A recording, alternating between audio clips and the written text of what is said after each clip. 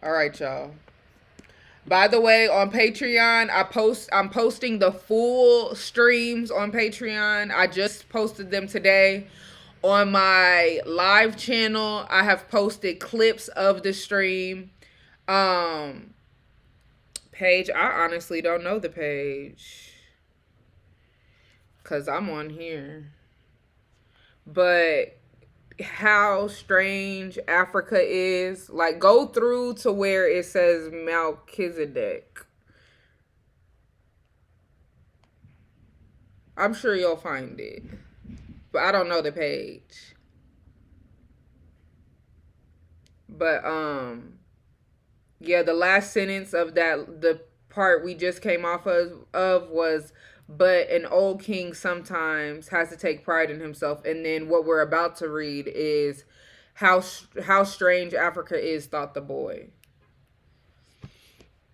So yeah, y'all, this is available on Patreon. Some clips are also available on here. What the fuck? And yeah, let's get into it. How Oh shit.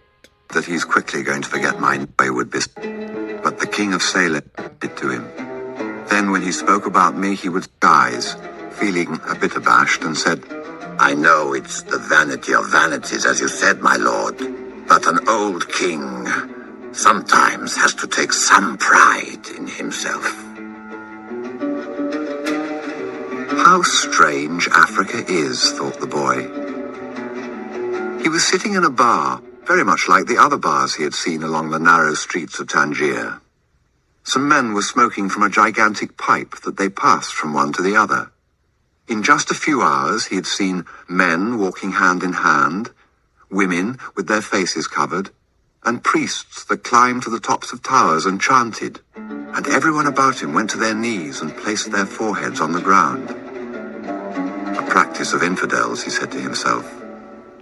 As a child in church, he had always looked at the image of Saint Santiago Matamoros on his white horse, his sword unsheathed, and figures such as these kneeling at his feet. The boy felt ill and terribly alone. The infidels had an evil look about them. Besides this, in the rush of his travels, he had forgotten a detail, just one detail, which could keep him from his treasure for a long time. Only Arabic was spoken in this country. The owner of the bar approached him, and the boy pointed to a drink that had been served at the next table. It turned out to be a bitter tea. The boy preferred wine. But he didn't need to worry about that right now. What he had to be concerned about was his treasure, and how he was going to go about getting it. The sale of his sheep had left him with enough money in his pouch, and the boy knew that in money there was magic. Whoever has money is never really alone. Before long, maybe in just a few days, he would be at the pyramids. An old man with a breastplate of gold wouldn't have lied just to acquire 6 sheep. The old man had spoken about signs and omens, and as the boy was crossing the strait, he'd thought about omens. Yes, the old man had known what he was talking about. During the time the boy had spent in the fields of Andalusia, he had become used to learning which path he should take by observing the ground and the sky. He had discovered that the presence of a certain bird meant that a snake was nearby, and that a certain shrub was a sign that there was water in the area. The sheep had taught him that.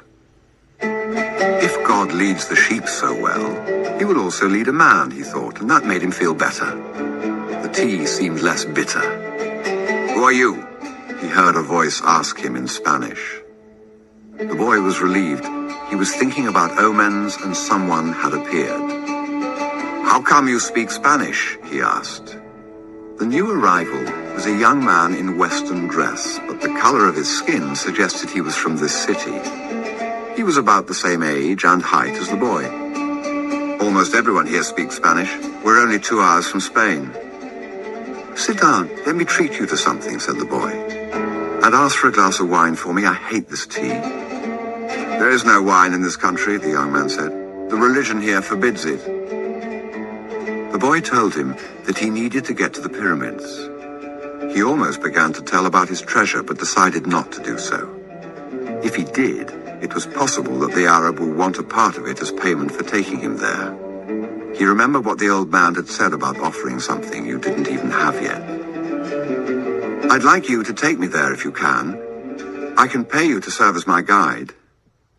"Do you have any idea how to get there?" the newcomer asked. The boy noticed that the owner of the bar stood nearby, listening attentively to their conversation. He felt uneasy at the man's presence, but he had found a guide and didn't want to miss out on an opportunity. "You have to cross the entire Sahara Desert," said the young man. "And to do that, you need money. I need to know whether you have enough." The boy thought it was a strange question, but he trusted in the old man who had said that when you really want something, the universe always conspires in your favor. He took his money from his pouch and showed it to the young man. The owner of the bar came over and looked as well. The two men exchanged some words in Arabic, and the bar owner seemed irritated. "Let's get out of here," said the new arrival. "He wants us to leave." The boy was relieved. He got up to pay the bill, but the owner grabbed him and began to speak to him in an angry stream of words. The boy was strong and wanted to retaliate, but he was in a foreign country. His new friend pushed the owner aside and pulled the boy outside with him. "He wanted your money," he said. "Tangier is not like the rest of Africa. This is a port, and every port has its thieves." The boy trusted his new friend. He had helped him out in a dangerous situation. He took out his money and counted it. "We could get to the pyramids by tomorrow," said the other, taking the money. "But I have to buy 2 camels." They walked together through the narrow streets of Tangier. Everywhere there were stalls with items for sale. They reached the center of a large plaza where the market was held. There were thousands of people there, arguing, selling, and buying. Vegetables for sale amongst daggers and carpets displayed alongside tobacco. But the boy never took his eye off his new friend. After all, he had all his money. He thought about asking him to give it back, but decided that that would be unfriendly. He knew nothing about the customs of the strange land he was in. "I'll just watch him," he said to himself. He knew he was stronger than his friend. Suddenly, there in the midst of all that confusion, he saw the most beautiful sword he had ever seen. The scabbard was embossed in silver, and the handle was black and encrusted with precious stones. The boy promised himself that when he returned from Egypt, he would buy that sword. "Ask the owner of that stall how much the sword costs," he said to his friend. Then he realized that he'd been distracted for a few moments looking at the sword. His heart squeezed, as if his chest suddenly compressed it. He was afraid to look around because he knew what he would find. He continued to look at the beautiful sword for a bit longer, until he summoned the courage to turn around.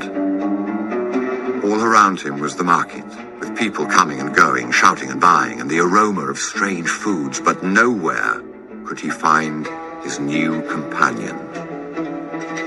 The boy wanted to believe that his friend had simply become separated from him by accident. He decided to stay right there and await his return. As he waited, a priest climbed to the top of a nearby tower and began his chant. Everyone in the market fell to their knees, touched their foreheads to the ground, and took up the chant. Then, like a colony of worker ants, they dismantled their stalls and left. The sun began its departure as well. The boy watched it through its trajectory for some time until it was hidden behind the white houses surrounding the plaza. He recalled that when the sun had risen that morning, he was on another continent, still a shepherd with 60 sheep, and looking forward to meeting with a girl. That morning, he had known everything that was going to happen to him as he walked through the familiar fields.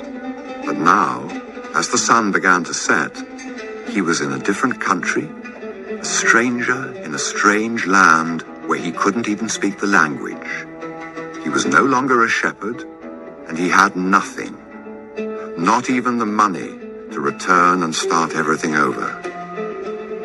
All this had happened between sunrise and sunset, the boy thought. He was feeling sorry for himself. and lamenting the fact that his life could have changed so suddenly and so drastically. He was so ashamed that he wanted to cry. He'd never even wept in front of his own sheep, but the marketplace was empty and he was far from home. So he wept. He wept because God was unfair, and because this was the way God repaid those who believed in their dreams. When I had my sheep, I was happy, and I made those around me happy. People saw me coming and welcomed me, he thought. But now, I'm sad and alone. I'm going to become bitter and distrustful of people because one person betrayed me. I'm going to hate those who have found their treasure because I never found mine. And I'm going to hold on to what little I have because I'm too insignificant to conquer the world. That's exactly how we be sounding. He opened his pouch to see what was left of his possessions. Maybe there was a bit left of the sandwich he'd eaten on the ship. But all he found was the heavy book, his jacket, and the 2 stones the old man had given him. As he looked at the stones, he felt relieved for some reason. He had exchanged 6 sheep for 2 precious stones that had been taken from a gold breastplate. He could sell the stones and buy a return ticket. But this time, I'll be smarter, the boy thought, removing them from the pouch so he could put them in his pocket. This was a port town, and the only truthful thing his friend had told him was that port towns are full of thieves. Now he understood why the owner of the bar had been so upset. He was trying to tell him not to trust that man. I'm like everyone else. I see the world in terms of what I would like to see happen, not what actually does. He ran his fingers slowly over the stones, sensing their temperature and feeling their surfaces. They were his treasure. Just handling them made him feel better. They reminded him of the old man. When you want something, all the universe conspires in helping you to achieve it, he had said. The boy was trying to understand the truth of what the old man had said. There he was in the empty marketplace, without a cent to his name, and with not a sheep to guard through the night. But the stones were proof that he had met with a king who knew of the boy's past. They're called Urim and Thummim, and they can help you to read the omens. The boy put the stones back in the pouch and decided to do an experiment. The old man had said to ask very clear questions, and to do that, the boy had to know what he wanted. So he asked if the old man's blessing was still with him. He took out one of the stones. It was yes. Am I going to find my treasure? He asked. He stuck his hand into the pouch and he felt around for one of the stones. As he did so, both of them pushed through a hole in the pouch and fell to the ground. The boy had never even noticed that there was a hole in his pouch. He knelt down to find Urim and Thummim and put them back in the pouch. But as he saw them lying there on the ground, another phrase came to his mind. Learn to recognize omens and follow them, the old king had said. An omen? The boy smiled to himself. He picked up the 2 stones and put them back in his pouch. He didn't consider mending the hole. The stones could fall through any time they wanted. He had learned that there were certain things one shouldn't ask about, so as not to flee from one's own personal legend. I promised that I would make my own decisions, he said to himself. But the stones had told him that the old man was still with him, and that made him feel more confident. He looked around at the empty plaza again, feeling less desperate than before. This wasn't a strange place. It was a new one. After all, what he had always wanted was just that, to know new places. Even if he never got to the pyramids, he'd already traveled farther than any shepherd he knew. Oh, if only they knew how different things are, just 2 hours by ship from where they are, he thought. Although his new world at the moment was just an empty marketplace, he had already seen it when it was teeming with life, and he would never forget it. He remembered the sword. It hurt him a bit to think about it, but he'd never seen one like it before. As he mused about these things, he he realized that he had to choose between thinking of himself as the poor victim of a thief and as an adventurer in quest of his treasure. Do y'all hear I'm an him? adventurer looking for treasure, he said to himself. He was shaken into wakefulness by someone.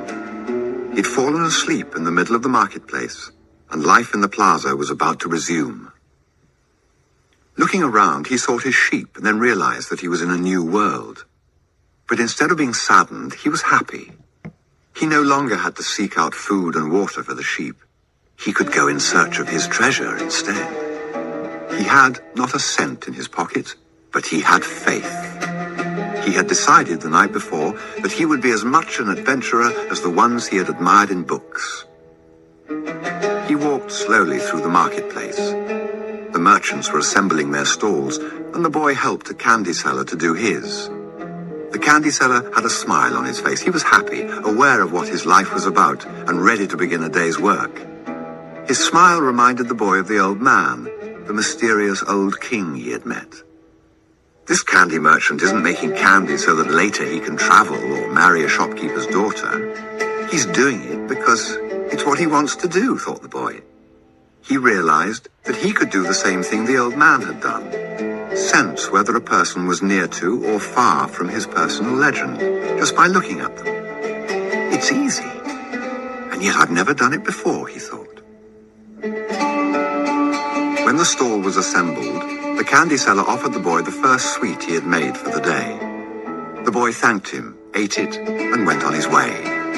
When he'd gone only a short distance, he realized that while they were erecting the stall, one of them had spoken Arabic and the other Spanish. And they had understood each other perfectly well. There must be a language that doesn't depend on words, the boy thought. I've already had that experience with my sheep, and now it's happening with people. He was learning a lot of new things. Some of them were things that he had already experienced and weren't really new, but that he had never perceived before. And he hadn't perceived them because he had become accustomed to them. He realized, if I can learn to understand this language without words, I can learn to understand the world. Relaxed and unhurried, he resolved that he would walk through the narrow streets of Tangier. Only in that way would he be able to read the omens. He knew it would require a lot of patience, but shepherds know all about patience. Once again, he saw that, in that strange land, he was applying the same lessons he had learned with his sheep. All things are one, the old man had said. The crystal merchant awoke with the day and felt the same anxiety that he felt every morning. He had been in the same place for 30 years, a shop at the top of a hilly street where few customers passed. Now it was too late to change anything. The only thing he had ever learned to do was to buy and sell crystal glassware. There had been a time when many people knew of his shop, Arab merchants, French and English geologists, German soldiers who were always well-heeled. In those days, it had been wonderful to be selling crystal, and he had thought how he would become rich and have beautiful women at his side as he grew older. But as time passed, Tangier had changed. The nearby city of Ceuta had grown faster than Tangier, and business had fallen off. Neighbors moved away, and there remained only a few small shops on the hill. And no one was going to climb the hill just to browse through a few small shops. But the crystal merchant had no choice. He had lived 30 years of his life buying and selling crystal pieces, and now it was too late to do anything else. He spent the entire morning observing the infrequent comings and goings in the street. He had done this for years and knew the schedule of everyone who passed. But just before lunchtime, a boy stopped in front of the shop. He was dressed normally, but the practiced eye of the crystal merchant could see that the boy had no money to spend.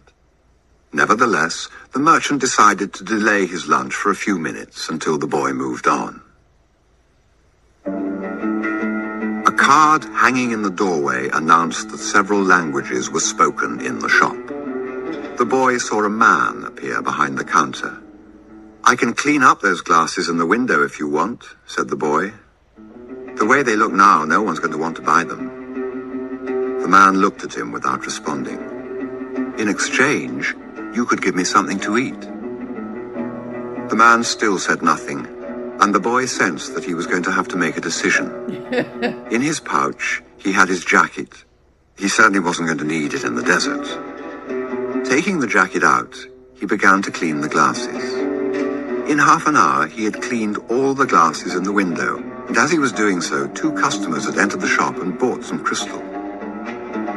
When he had completed the cleaning, he asked the man for something to eat.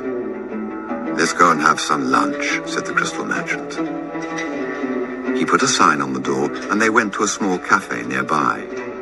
As they sat down at the only table in the place, the crystal merchant laughed. "You didn't have to do any cleaning," he said. "The Quran requires me to feed a hungry person."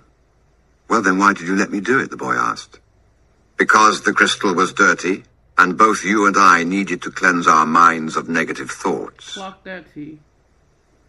When they had eaten, the merchant turned to the boy and said, "I'd like you to work in my shop. 2 customers came in today while you were working, and that's a good omen." People talk a lot about omens, thought the shepherd, but they really don't know what they're saying. Just as I hadn't realized that for so many years I've been speaking a language without words to my sheep. "Do you want to go to work for me?" the merchant asked. "I can work for the rest of today," the boy answered. "I'll work all night until dawn, and I'll clean every piece of crystal in your shop. In return, I need money to get to Egypt tomorrow." The merchant laughed. "Even if you clean my crystal for an entire year, even if you earned a good commission selling every piece, you would still have to borrow money to get to Egypt. There are thousands of kilometers of desert between here and there."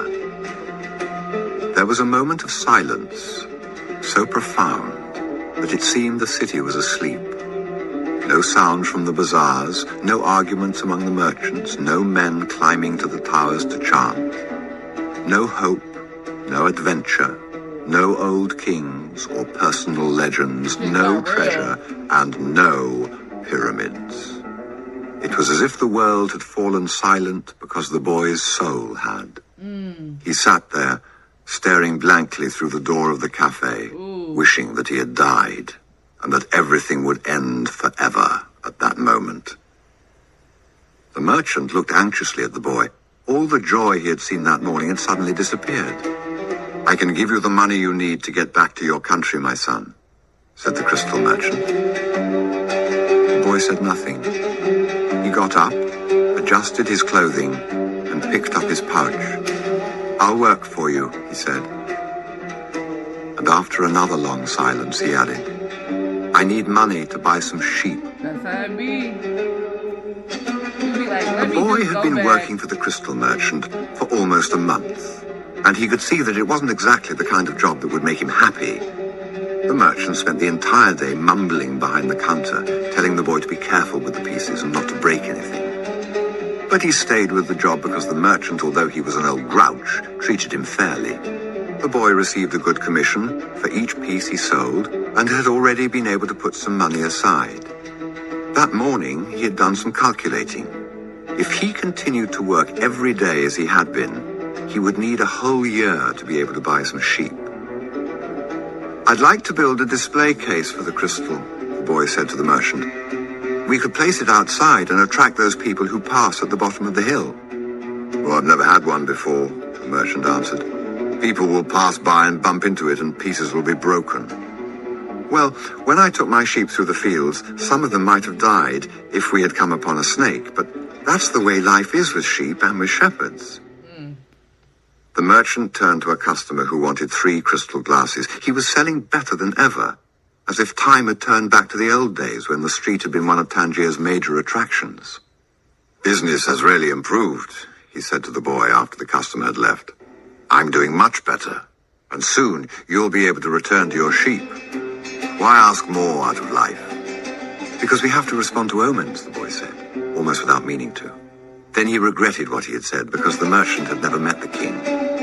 "It's called the principle of favorability, beginner's luck. Because life wants you to achieve your personal legend," the old king had said. But the merchant understood what the boy had said.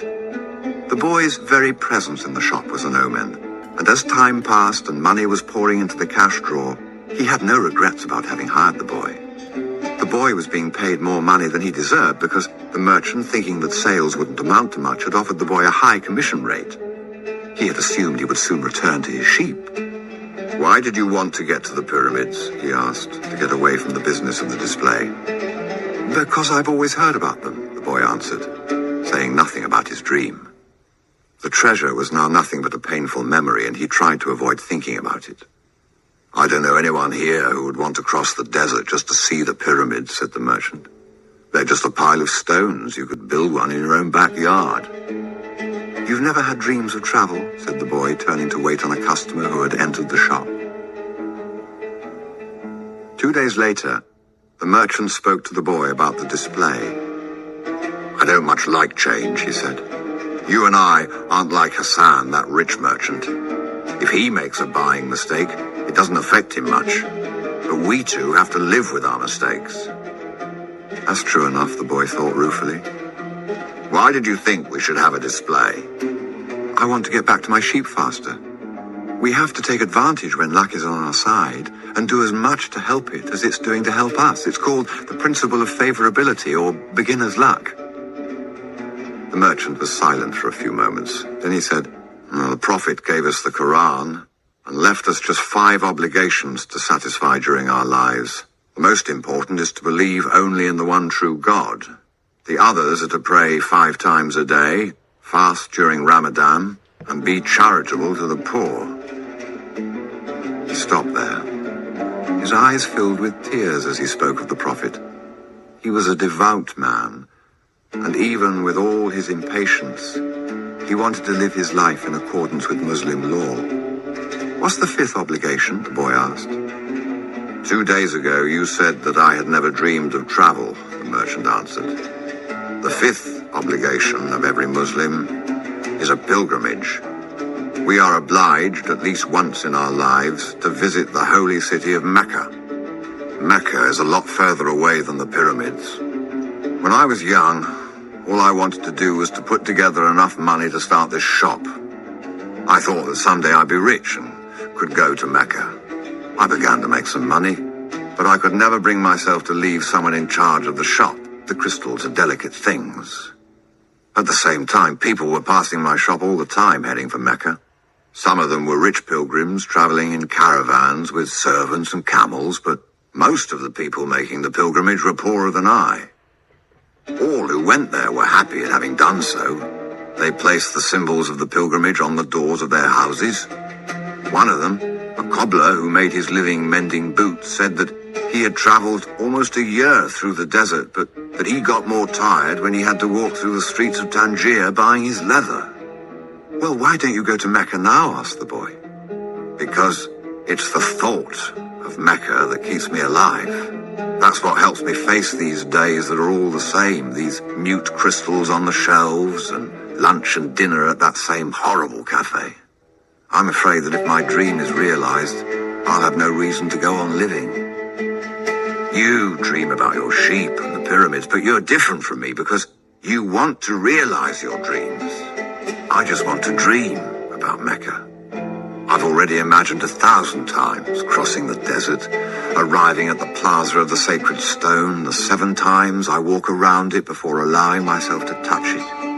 I've already imagined the people who would be at my side, and those in front of me, and the conversations and prayers we would share. But I'm afraid that it would all be a disappointment. So I prefer just to dream about it." That day, the merchant gave the boy permission to build the display. Not everyone can see his dreams come true in the same way. 2 more months passed, and the shelf brought many customers into the crystal shop. The boy estimated that if he worked for 6 more months, he could return to Spain and buy 60 sheep, and yet another 60. In less than a year, he would have doubled his flock, and he would be able to do business with the Arabs because he was now able to speak their strange language. Since that morning in the marketplace, he had never again made use of Urim and Thummim, because Egypt was now just as distant a dream for him as was Mecca for the merchant. Anyway, the boy had become happy in his work and thought all the time about the day when he would disembark at Tarifa as a winner. "You must always know what it is that you want," the old king had said. The boy knew and was now working toward it. Maybe it was his treasure to have wound up in that strange land, met up with a thief and doubled the size of his flock without spending a cent. He was proud of himself. He'd learned some important things, like how to deal in crystal, and about the language without words, and about omens. One afternoon, he'd seen a man at the top of the hill complaining that it was impossible to find a decent place to get something to drink after such a climb. The boy, accustomed to recognizing omens, spoke to the merchant. "Let's sell tea to the people who climb the hill." "Well, lots of places sell tea around here," the merchant said. "But we could sell tea in crystal glasses. The people will enjoy the tea and want to buy the glasses. I've been told that beauty is the great seducer of men." The merchant didn't respond, but that afternoon, after saying his prayers and closing the shop, he invited the boy to sit with him and share his hookah, that strange pipe used by the Arabs. "What is it that you're looking for?" asked the old merchant. "I've already told you. I need to buy my sheep back, so I have to earn the money to do so." The merchant put some new coals in the hookah and inhaled deeply. "I've had this shop for 30 years. I know good crystal from bad and everything else there is to know about crystal. I know its dimensions and how it behaves. If we sell tea in crystal, the shop is going to expand, and then I'll have to change my way of life." "Well, isn't that good?" "Well, I'm already used to the way things are. Before you came, I was thinking about how much time I'd wasted in the same place while my friends had moved on and either went bankrupt or did better than they had before. It made me very depressed. Now I can see that it hasn't been too bad. The shop is exactly the size I always wanted it to be. I don't want to change anything because I don't know how to deal with change. You see, I'm used to the way I am." The boy didn't know what to say. The old man continued, "You've been a real blessing to me. Today I understand something I didn't see before. Every blessing ignored becomes a curse. I don't want anything else in life. But you are forcing me to look at wealth and at horizons I've never known. Now that I've seen them and now that I see how immense my possibilities are, I'm going to feel worse than I did before you arrived. Because I know the things I should be able to accomplish, and I don't want to do so." "It's good I refrained from saying anything to the baker in Tarifa," thought the boy to himself. They went on smoking the pipe for a while as the sun began to set. They were conversing in Arabic, and the boy was proud of himself for being able to do so. There had been a time when he thought that his sheep could teach him everything he needed to know about the world, but they could never have taught him Arabic. "There are probably other things in the world the sheep can't teach me," thought the boy as he regarded the old merchant. "All they ever do really is look for food and water, and maybe it wasn't that they were teaching me, but that I was learning from them." "Maktub," the merchant said finally. "What does that mean?" I got that. "You would have had to have been born an Arab to understand," he answered. "But in your language it would be something like, 'It is written.'" And as he smothered the coals in the hookah, he told the boy that he could begin to sell tea in the crystal glasses. Sometimes there's just no way to hold back the river. The men climbed the hill, and they were tired when they reached the top. But there they saw a crystal shop that offered refreshing mint tea.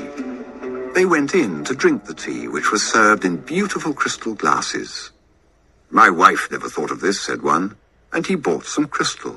He was entertaining guests that night, and the guests would be impressed by the beauty of the glassware.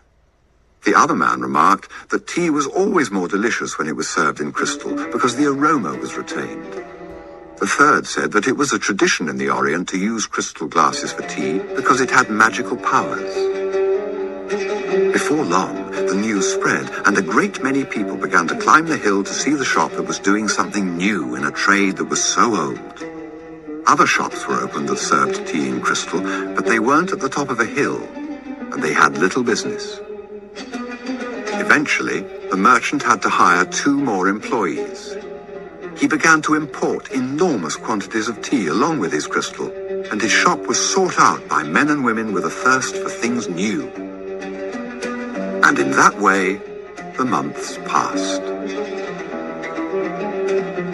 The boy awoke before dawn. It had been 11 months and 9 days since he had first set foot on the African continent. He dressed in his Arabian clothing of white linen, bought especially for this day. He put his headcloth in place and secured it with a ring made of camel skin. Wearing his new sandals, he descended the stairs silently. The city was still sleeping. He prepared himself a sandwich and drank some hot tea from a crystal glass. Then he sat in the sun-filled doorway, smoking the hookah. He smoked in silence, thinking of nothing, and listening to the sound of the wind that brought the scent of the desert. When he had finished his smoke, he reached into one of his pockets and sat there for a few moments regarding what he had withdrawn. It was a bundle of money, enough to buy himself 120 sheep, a return ticket, and a license to import products from Africa into his own country. He waited patiently for the merchant to awaken and open the shop. Then the 2 went off to have some more tea. "I'm leaving today," said the boy. "I have the money I need to buy my sheep, and you have the money you need to go to Mecca." The old man said nothing. "Will you give me your blessing?" asked the boy. "You have helped me." The man continued to prepare his tea, saying nothing. Then he turned to the boy. "I'm proud of you," he said. "You brought a new feeling into my crystal shop. But you know that I'm not going to Mecca. Just as you know that you are not going to buy your sheep." Clocks. "Who told you that?" asked the boy, startled. "Maktub," said the old crystal merchant. And he gave the boy his blessing. The boy went to his room and packed his belongings. They filled 3 sacks. As he was leaving, he saw in the corner of the room his old shepherd's pouch. It was bunched up, and he'd hardly thought of it for a long time. As he took his jacket out of the pouch, thinking to give it to someone in the street, the 2 stones fell to the floor. Urim and Thummim.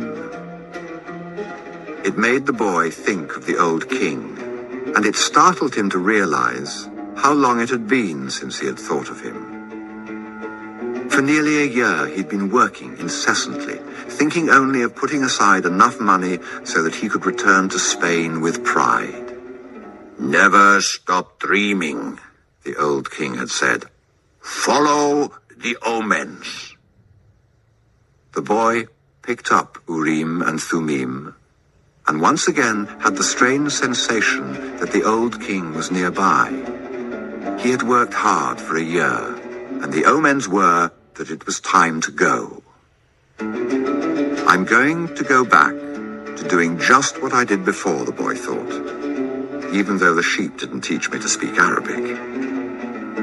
But the sheep had taught him something even more important, that there was a language in the world that everyone understood, a language the boy had used throughout the time that he was trying to improve things at the shop. It was the language of enthusiasm, of things accomplished with love and purpose, and as part of a search for something believed in and desired. Tangier was no longer a strange city, and he felt that just as he had conquered this place, he could conquer the world. "When you want something, all the universe conspires to help you achieve it," the old king had said. But the old king hadn't said anything about being robbed, or about endless deserts, or about people who know what their dreams are but they don't want to realize them. The old king hadn't told him that the pyramids were just a pile of stones, or that anyone could build one in his backyard. And he had forgotten to mention that when you have enough money to buy a flock larger than the one you had before, you should buy it. The boy picked up his pouch and put it with his other things.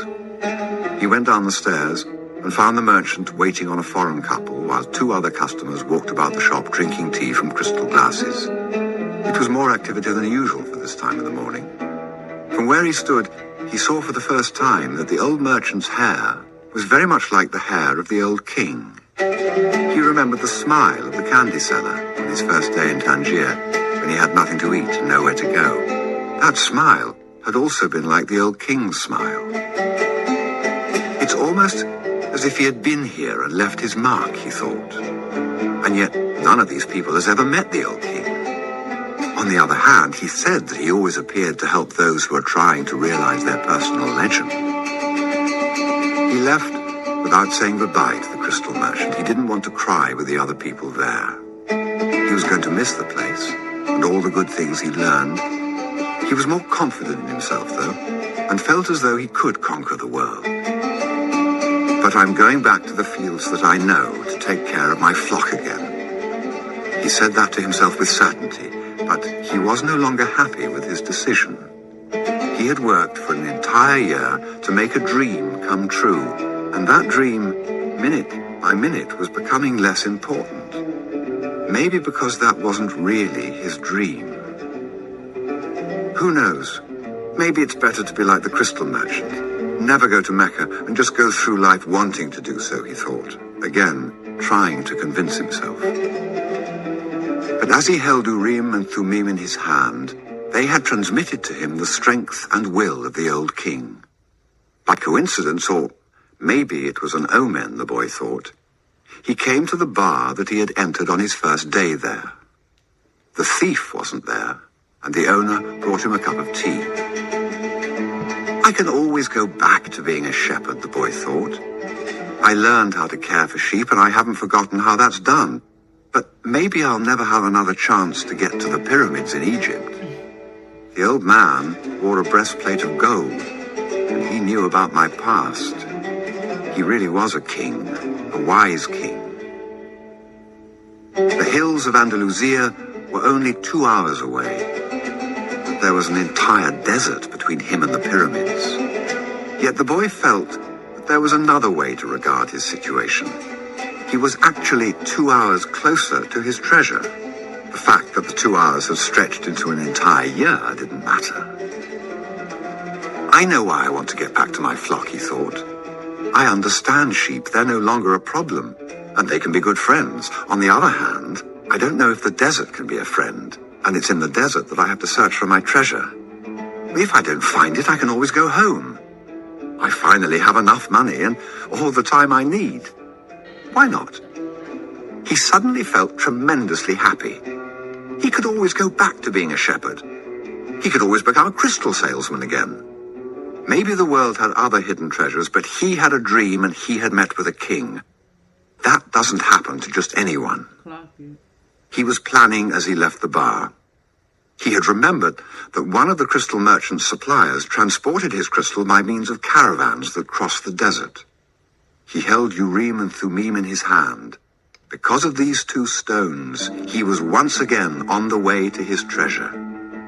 I am always nearby when someone wants to realize their personal legend, the old king had told him. What could it cost to go over to the supplier's warehouse and find out if the pyramids were really that far away? The Englishman was sitting on a bench in a structure that smelled of animals, sweat, and dust. It was part warehouse, part corral. I never thought I'd end up in a place like this, he thought, as he leafed through the pages of a chemical journal. 10 years at the university, and here I am in a corral. But he had to move on. He believed in omens. All his life and all his studies were aimed at finding the one true language of the universe. First, he had studied Esperanto, then the world's religions, and now it was alchemy. He knew how to speak Esperanto. He understood all the major religions well, but he wasn't yet an alchemist. He had unraveled the truths behind important questions, but his studies had taken him to a point beyond which he couldn't seem to go. He had tried in vain to establish a relationship with an alchemist, but the alchemists were strange people who thought only about themselves and almost always refused to help him. Who knows, maybe they had failed to discover the secret of the masterwork, the philosopher's stone, and for this reason kept their knowledge to themselves. He had already spent much of the fortune left him by his father, fruitlessly seeking the philosopher's stone. He'd spent enormous amounts of time at the great libraries of the world and had purchased all the rarest and most important volumes on alchemy.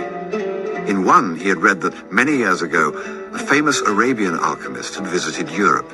It was said that he was more than 200 years old, and that he had discovered the philosopher's stone and the elixir of life. The Englishman had been profoundly impressed by the story, but he would never have thought it more than just a myth, had not a friend of his, returning from an archaeological expedition in the desert, told him about an Arab that was possessed of exceptional powers. He lives in the Al-Fayoum oasis, his friend had said, and people say that he's 200 years old and is able to transform any metal into gold. The Englishman could not contain his excitement. He cancelled all his commitments and pulled together the most important of his books. And now, here he was, sitting inside a dusty, smelly warehouse. Outside, a huge caravan was being prepared for a crossing of the Sahara and was scheduled to pass through Al-Fayoum. I'm going to find that damned alchemist, the Englishman thought, and the odor of the animals became a bit more tolerable. A young Arab, also loaded down with baggage, entered and greeted the Englishman. "Where are you bound?" asked the young Arab. "I'm going into the desert," the man answered, turning back to his reading. He didn't want any conversation at this point. What he needed to do was to review all he had learned over the years, because the alchemist would certainly put him to the test. The young Arab took out a book and began to read. The book was written in Spanish. That's good, thought the Englishman. He spoke Spanish better than Arabic, and if this boy was going to Al-Fayoum, there would be someone to talk to when there was no other important things to do. "That's strange," said the boy, as he tried once again to read the burial scene that began the book. "I've been trying for 2 years to read this book, and I never get past these first few pages. Even without a king to provide an interruption, he was unable to concentrate." He still had some doubts about the decision he had made, but he was able to understand one thing. Making a decision was only the beginning of things. When someone makes a decision, he is really diving into a strong current that will carry him to places he had never dreamed of when he first made the decision. "When I decided to seek out my treasure, I never imagined that I'd wind up working in a crystal shop," he thought. "And joining this caravan may have been my decision, but where it goes is going to be a mystery to me." Nearby was the Englishman, reading a book. He seemed unfriendly, and had looked irritated when the boy had entered. They might even have become friends, but the Englishman closed off the conversation. The boy closed his book. He felt he didn't want to do anything that might make him look like the Englishman. He took Urim and Thummim from his pocket and began playing with them. The stranger shouted, "Urim and Thummim!" In a flash, the boy put them back in his pocket. "They're not for sale," he said. "They're not worth much," the Englishman answered. "They're only made of rock crystal, and there are millions of rock crystals in the earth. But those who know about such things would know that those are Urim and Thummim. I didn't know they had them in this part of the world." "They were given to me as a present by a king," the boy said. The stranger didn't answer. Instead, he put his hand in his pocket, took out 2 stones that were the same as the boy's. "Did you say king?" he asked. "I guess you don't believe that a king would talk to someone like me, a shepherd," he said, wanting to end the conversation. "Not at all. It was shepherds who were the first to recognize a king that the rest of the world refused to acknowledge. So it's not surprising that kings would talk to shepherds." And he went on, fearing that the boy wouldn't understand what he was talking about. "It's in the Bible, the same book that taught me about Urim and Thummim.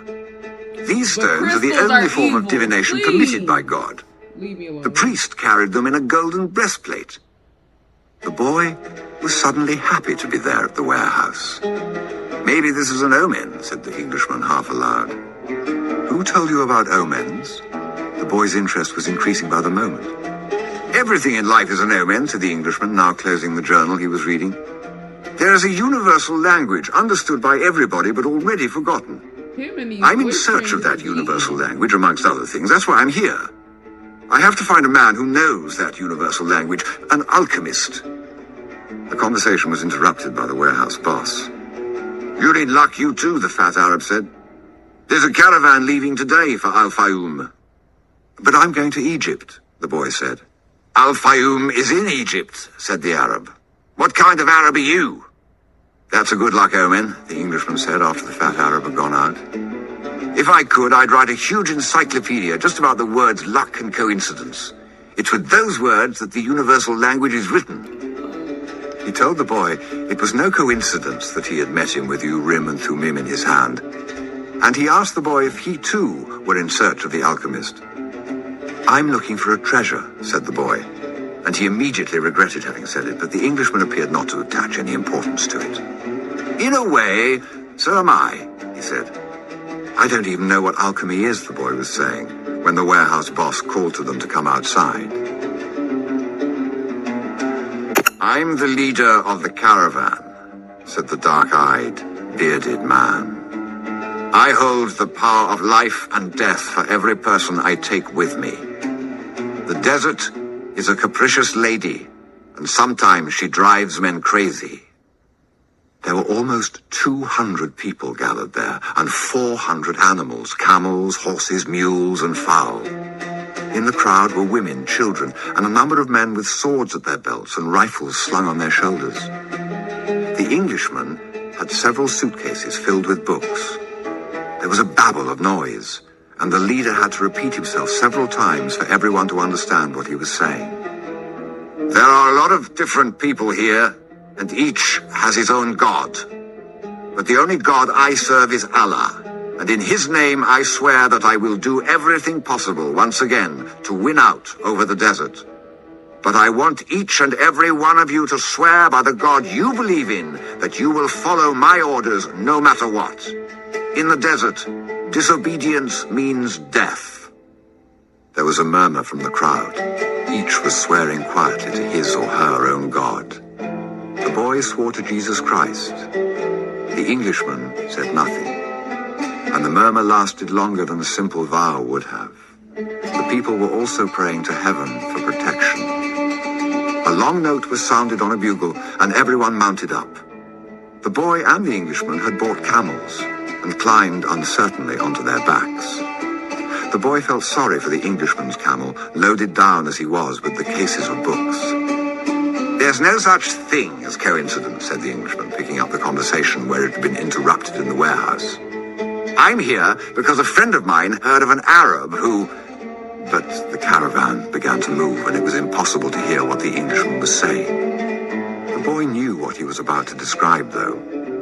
The mysterious chain that links one thing to another, the same chain that had caused him to become a shepherd, that had caused his recurring dream, that had brought him to a city near Africa to find a king, and to be robbed in order to meet a crystal merchant. And the closer one gets to realizing his personal legend, the more that personal legend becomes his true reason for being, thought the boy. The caravan moved toward the east. It traveled during the morning, halted when the sun was at its strongest, and resumed late in the afternoon. The boy spoke very little with the Englishman, who spent most of his time with his books. The boy observed in silence the progress of the animals and people across the desert. Now everything was quite different from how it was that day they'd set out. Then there'd been confusion and shouting, the cries of children and the whinnying of animals, all mixed with the nervous orders of the guides and the merchants. But in the desert, there was only the sound of the eternal wind and of the hoofbeats of the animals. Even the guides spoke very little to one another. I've crossed these sands many times, said one of the camel drivers one night. But the desert is so huge and the horizon so distant that they make a person feel small, as if he should remain silent. The boy understood intuitively what he meant, even without ever having set foot in the desert before. Whenever he saw the sea or a fire, he fell silent. impressed by their elemental force. I've learned things from the sheep, and I've learned things from Crystal, he thought. I can learn something from the desert, too. It seems old and wise. The wind never stopped, and the boy remembered the day he had sat at the fort in Tarifa with this same wind. Okay, y'all, we gonna stop there.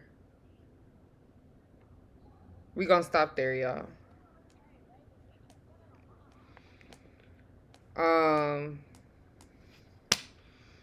I hope y'all enjoyed that. I hope it was giving. There was a lot of moments. Let me go back in my notes. Please share something that you received from today's read. This part right here, it says, I'm already used to the way things are. Before you came, I was thinking of how much time I had wasted in the same place while my friends had moved on and either went bankrupt or they did better for themselves. It made me very depressed. Now I see that it hasn't been too bad. The shop is exactly the size I always wanted it to be. I don't want to change anything because I don't know how to deal with change. I'm used to the way that I am. The boy didn't know what to say, and the old man continued. You have been a real blessing to me. Today I understand something I didn't before. Every blessing ignored becomes a curse. I don't want anything else in life, but you are forcing me to look at the wealth and the horizons I've never known. Now that I've seen them, and now that I see how immense my possibilities are, I'm going to feel worse than I did before you arrived because I know the things I should be able to accomplish and I don't want to do so. So that was pretty deep. That was pretty good, honey. Maktab, I got that tatted with my bestie. She actually introduced me to this this book. This was college, so maybe 2014. It was the summer of my awakening. So it was 2014 when she introduced me to the book, and I've never missed a year reading it. We like the thought of what we want more, and then it's an actual thing. Exactly. Because we have to change in order to maintain it. There has to be change involved, And, I could respect the merchant for, being real. He was being real. And that's how a lot of people are, But when you an adventurer, man. And that's why when he left, he was like, boy, your ass is not going to get no goddamn... Your ass is not going to get no damn sheep. But that's what we do. We'll be like, I'm finna just go back to my old ways. Fuck this shit. Y'all, I'm high-key feeling like that right now. I just seen that they are shadow banning my Twitter. You know what I'm saying? I'm just kind of over it. I literally just sat here. When I seen that they shadow banned my shit, I was like, wow.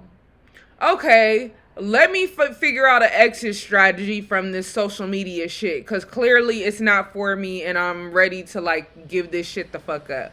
Still kind of considering it. Still smidgely considering it. And but that's real though. That's real. Bitch, what the fuck is going on? I was supposed to been in the damn pyramids in the damn Egypt, So yeah, I really liked also how he flipped with when he felt like a victim. And it was you're an adventurer and this is a part of the adventure. Okay, it was this wasn't a strange place, it was a new one. After all, what he had always wanted was just that, to know new places. Even if he never got to the pyramids, he had already traveled farther than any shepherd he knew. Oh, if they only knew how different things are just 2 hours by ship from where they are, he thought. Although he his new world at the moment was just an empty marketplace. He had already seen it when it was teeming with life, and he would never forget it. He remembered the sword. It hurt him a bit to think about it. That's how looking back be. It hurts you to think about it. But he had never seen one like that before. As he mused about these things, he realized that he had to choose between thinking of himself as a poor victim of a thief or as an adventurer in the quest to his treasure. I am an adventurer looking for treasure, he said to himself. So yeah, I love this because this is real. Like, this is how it be, child. This how it be when we is on the journey. So yeah. I hope y'all enjoyed that. I will play Profound Pondering tomorrow. We're